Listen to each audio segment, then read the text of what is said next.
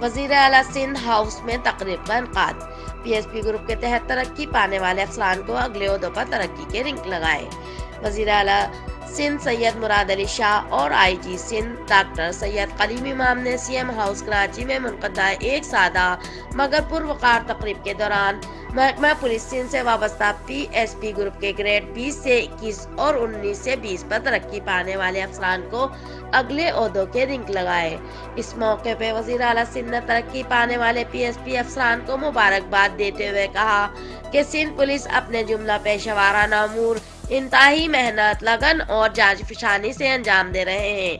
मैं जहां भी जाता हूं, सिंध पुलिस की तारीफ करता हूं। मुझे कवी उम्मीद है सिंध पुलिस अपनी कारकर्दगी के तसलसल को जारी रखेगी।